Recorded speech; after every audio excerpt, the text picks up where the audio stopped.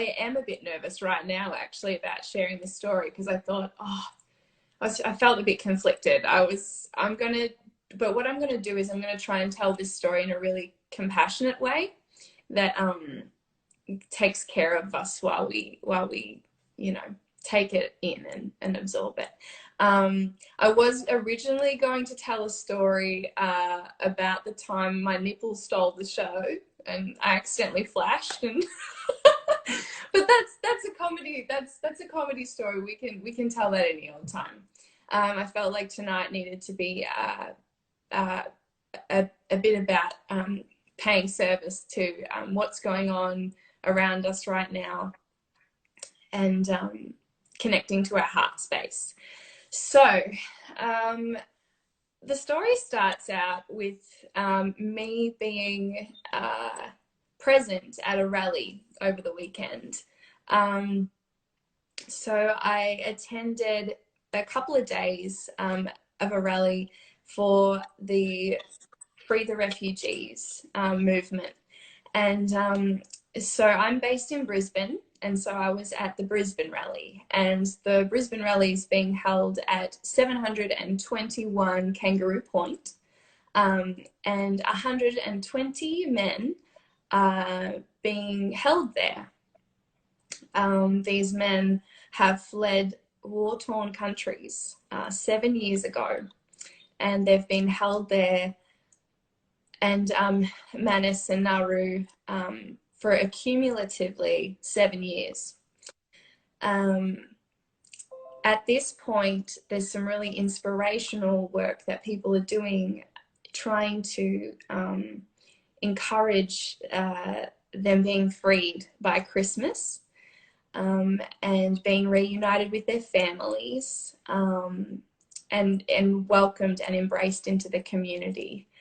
At the moment, the government's spending a lot of money just trying to keep them there, and just paying to keep them held at this hotel. But that money could be better spent elsewhere, and these people could be fully engaging in our communities and being a part of our world and contributing. So at this rally, there were some really wonderful speakers that shed a lot of light on the situation and what needs to happen moving forward.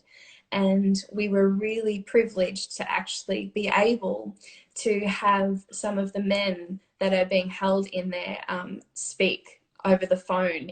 So, and this is a privilege, because this is something that the government were trying to take from these men. They were at risk of losing their ability to have devices in the centre. They were going to be taken away. I think because of the threat that is to us all knowing about what's going on. They're able to communicate with the outside and let us know how they're being treated and what's going on, and keeping us in the loop. And so the government would rather us not have that information.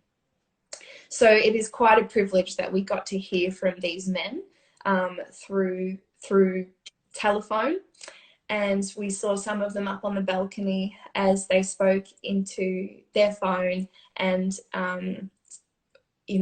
Jonathan Shree, from the councillor from the Gabba, stood there with the mic on the phone so we could all hear the words of these men.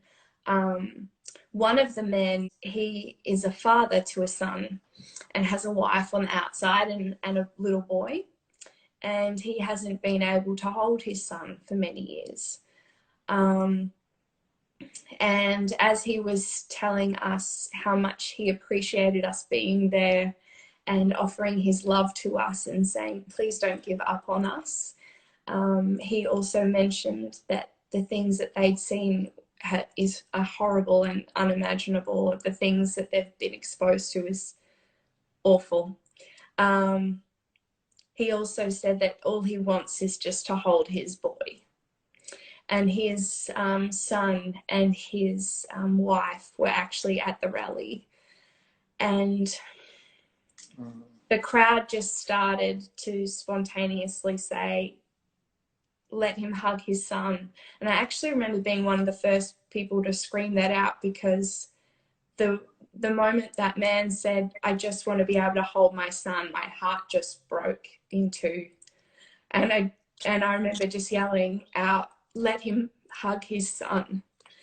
And then somebody else yelled it out, and then more people started yelling it out, and we just couldn't stop. And the whole crowd of about 1,000 people started yelling, "Let him hug his son, let him hug his son." People started pushing against the barricades and jumping up onto the top of the fence to get the message through. And so Jono had to actually then negotiate calming the crowd, and placating everybody, because we just wanted to be heard, and the guards and the police officers did nothing.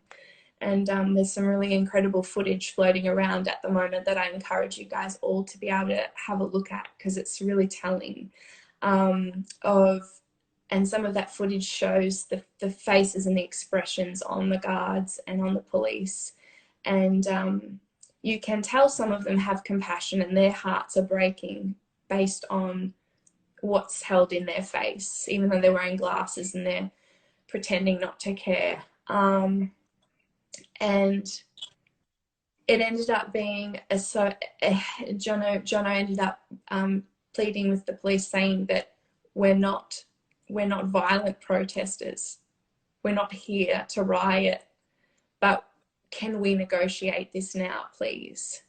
And he asked that the police would do their best to diffuse the situation in their role and find a way to negotiate, so that we could all find a way to, I don't know, have an outcome in that moment. The man came around to the top of the balcony and he said to us, they won't let me. And that's my story.